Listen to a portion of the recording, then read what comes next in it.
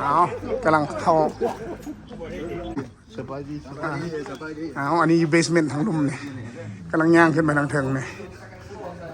ไปมองตักบอกตักบาทไปละอันนี้เห็นครัวต้องเห็นของเห็นครัวไหมนี่ละวัดอยู่บุญซาเกตเขาเป็นยังสิละบุญซาเกตรถไอแลนด์เนี่ยนั่งอยู่ตั้งเอาว่าอยู่แก่แล้วนั่งอยู่โฟล์ไปได้นะไปมูทนาให้กูบายจานนี่มีแต่ลูกเต้าหลานมาจะอะไรเนี่ย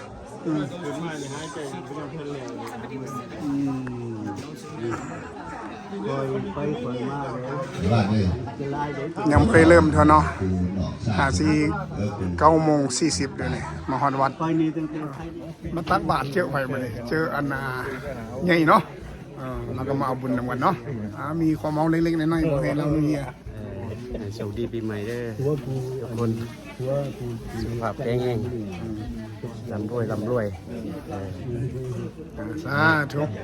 ใหญ่เราไว้พรให้แล้วเนาะบรรทุกทุกคนอยู่ในเมืองแล้วร่ำรวยสุขภาพแข็งแรงทุติยม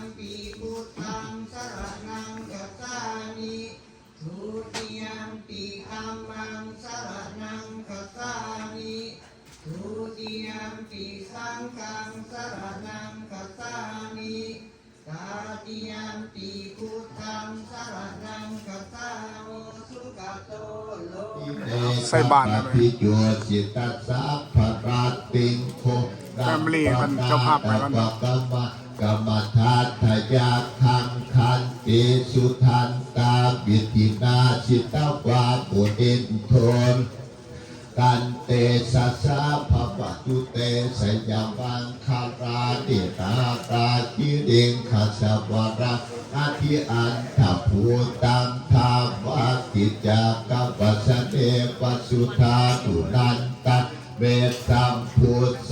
กาปิตินาสิตาวานโบเดนโตตายามังคาราดิโอเคตคาคามาติหากาสุธาตุนันตังทาวันติโยสนัปะทะพุติปาตะวันตาเอเทปิสังขจามัโตสิตาวาปุเรนโทตันเตสัสสะภวตุเตอารานิกาตวานากาธาปุถารังอิปะคาภิริยังยะทัวทัพปัจจานังสนากายจะมาเสสันเตนะโสมาติทินะจิตวาปุเรนโทตันเตสัสสะภวตุเตนิสัจจังปิหาจามัติสัจจกวาทะเกตุงวาทาปิโนปิตามนะอธิอันทภูตังปัญญาปฏิปัสสติโตสิตวาปุเรนโทตันเตสัสสังสยามังคาราตินันโทปนันทาพุทธคังปิพุทธังมะเยติพุทเทนะเทนะพุทธเกนะยัตโตสะปันโตปะหากาตุนิโกนาโชหิกาจัสสะปะปาตินังปาตเมสะภาปันโตสัมโพธิโมตตมังเตเตนะสัจจวัสเสนาหันตุเตสยามังคารังสยังโตโพธิญาณกยาตังตันทิวัฏโตเอวังกาวันปิสโยโหหิสยัสสุสยามังคาเออัปปราสิตาปันดังเกณ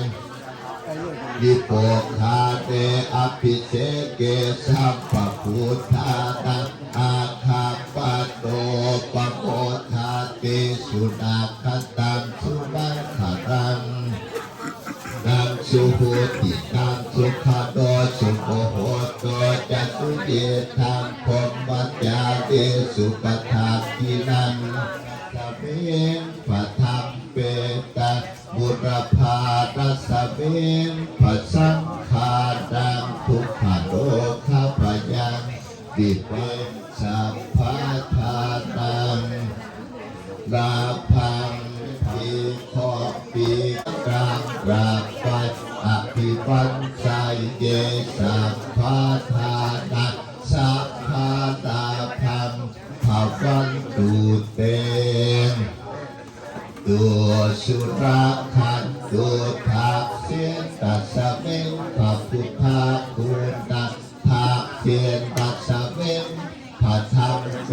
ตังทักเสียนตัสสะเมงพระสังฆานังทุกขโนข้าพยังปีกวันสายเยสัพพะทุกข์สัพพะสุขสัพพะโรคสัพพะภัยสัพพะขอสะเดียดยามตายสัพพะขอตัวนอกสัพพะขอตัวในสัพพะขอตัวใดขอให้กายเป็นดีนันทุกขโลข้าพเจ้าปีกวันสายเยสัพพะขอ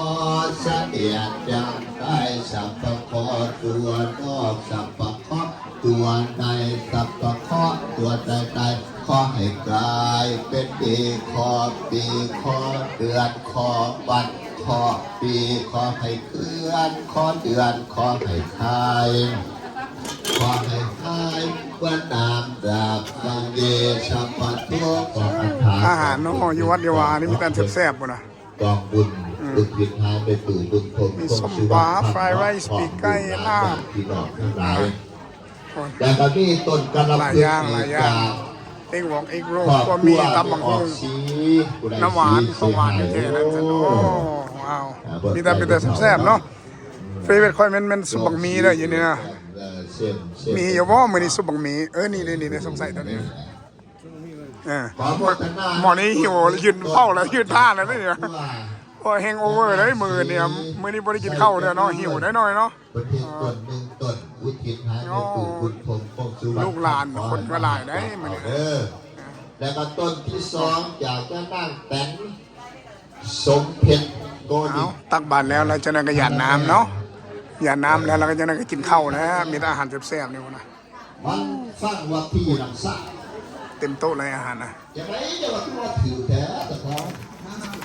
บุญปีใหม่เราอยู่บุญสาเกตโนวันที่9กับวันที่10นี่นะเดือนนี้เมษนี่มาอุดหนุนมาฉลองมาม่วนซื่นนำกันเอาไงเรากำลังหยาดน้ำ อุปัสสยาปุตุตาราอาจาติโยปังอารัญญามันดาปิตัญญายาตังกาปิญะปะปัสสุเรโยจันติภะราชาปุณาปัตตานาราปิญะภมมาปันราชา บุญดูวัดก็ให้มีแต่โชคเป็นลาภอุทิศกุศลไว้ให้เนาะเบิดผู้บุญญาติพี่น้องที่ลงรับเนาะลูกชายวินนี่นี่นะให้เกิดดีถึงสุขนะโมกูปกปัวที่จะสุขพุทธกุศลอาสาธุ เอาเคซี่หยาดน้ำแล้วเราก็หยาดน้ำแล้วเนาะจังนั้นก็กินข้าวกินข้าวลงมาตักเอาของอาหารแล้วลงมากินอยู่เบสเมนต์วัดเนาะกับไงกับไอปอดเนี่ยนะมาเจอไอปอดมื้อนี้กันเรามาตักบาตรเอาบุญเนาะเราก็เทรนเนอร์มวยถงมวยไทยMMA พร้อมเราก็ได้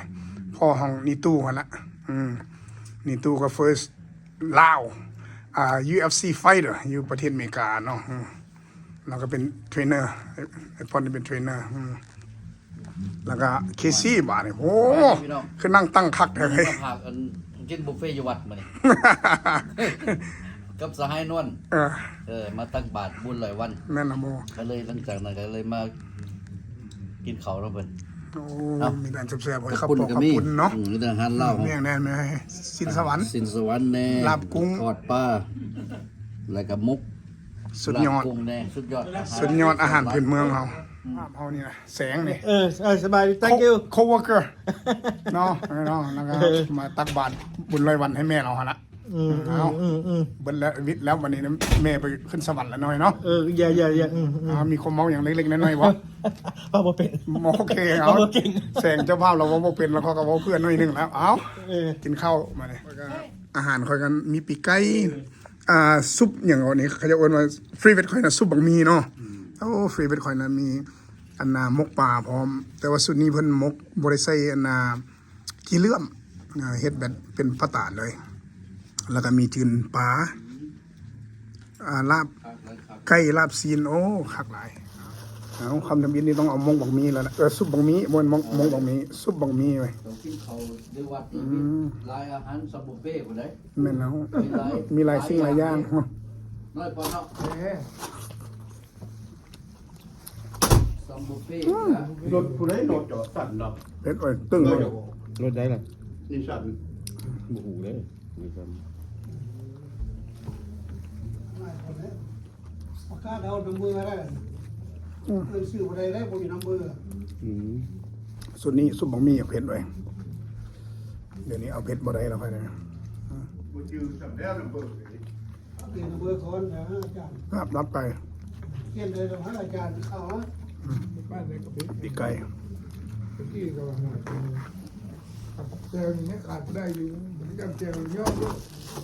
ที่เก่าก็ต้องเนาะเจลหรือเปล่า กินข้าวกับใหญ่ไปต่อเอาขอบอกขอบใจที่เบิ่งเนาะกดไลค์กดแชร์และ subscribe ให้เด้อเจอกันคลิปหน้าบ๊ายบาย เ